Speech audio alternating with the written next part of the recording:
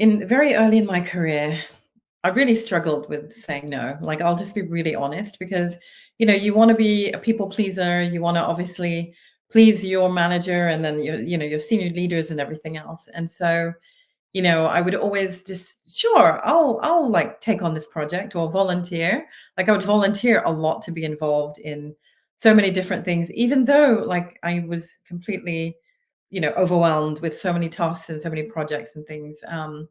But I really then kind of like as I grew in my career and as you again like building rapport with your colleagues and getting to know each other, if you see that like let's say if one of my projects was having to work on launching a new newsletter, right? Like I loved working on newsletters. I did that in many different newsrooms, for example. But at one point, I was asked to launch a very timely one, but I knew that one of my colleagues wanted to gain some skills and knowledge in this area, right? And so I was like, I was like, she's interested in that. And I know that she definitely has some bandwidth. And so in going to my boss, again, this is like part of managing up too. I was like, hey, I'm working on these 10 different things and I have all these deadlines. And so I need to prioritize what I'm doing. I know this is a very timely thing though. I'm happy to do this, but then I have to prioritize everything else.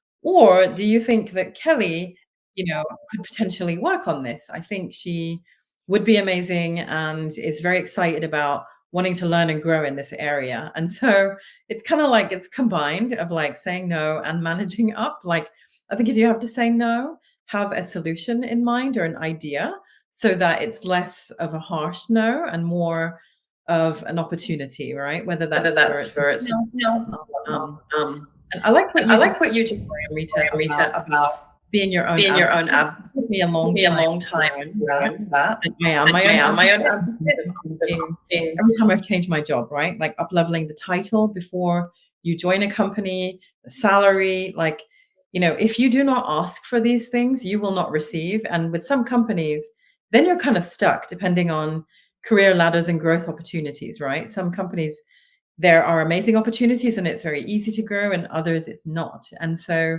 when a lot of people come to me for career advice, that's what I tell them. Like, you can look at a job description, but then in your interviews, and then when it comes to like when you get an offer and stuff, you have the power and you have the leverage in that moment in time.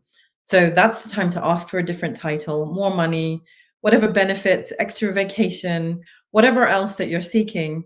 The worst that they can do is say no, but the best that they could do is actually increase your salary a little bit, right? Maybe.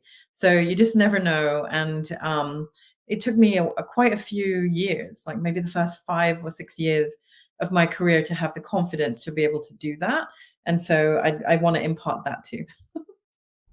No, 100%. And I think, sometimes, especially again, socio-culturally, where we're sitting, we tend to get emotional about money. And you see that's something that most of our, male counterparts and even allies and advisors and mentors, and I think, Shakti, you'd agree with me here, they don't. And they're the first to tell you, actually, there's nothing to get emotional about, right? There's a negotiation, you're going in. This is how you should be approaching it. So I love that. Again, a very actionable tip for us to put into practice. I do want to invite any more questions or comments. I wanted to ask you both as well, what you make of the year where, marching into. I can't believe it's almost December. We're almost done with 2023. 2024, there's going to be a lot of change in a lot of different industries. What are you both, maybe Shakti first and then Niketa, most excited about? And if you have any questions for each other, I'd love to open the floor there as well. Shakti and then Niketa. Sure. I am excited about this entrepreneurship course that I'm doing, and I'm hoping to set up a business here in Finland based on all the skills that I have developed over the years, 20 years in journalism and communication, and I'm hoping to put them in practice and set up a business of my own. So that's what I'm looking forward to. And I know that in the field of media and journalism also, there are going to be so many changes, and people are going to adapt to it, I'm sure, and they will make the most of it. Better fact checking. People are hopefully going to pay for news so that news remains free, and um, more avenues of news sources are also going to open up. So again, being conscious of what you're reading between the lines to get all your information checked and verified, All these things are going to be important. It has always been important, but more so in coming years. And looking forward to 2024.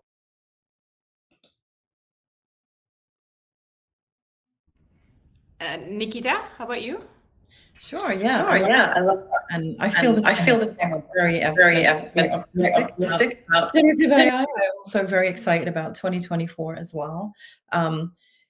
Listen, I think the last few years, especially for the news industry, have been really tough, right? Like there was the pandemic, we're still in whatever phase of the pandemic we're in. And, with social injustice and different, political divides all over the world, wars, like, in the world in general, it's been very tough and very stressful and whatnot. And then within the news industry, ad revenue is at an all-time low, sadly.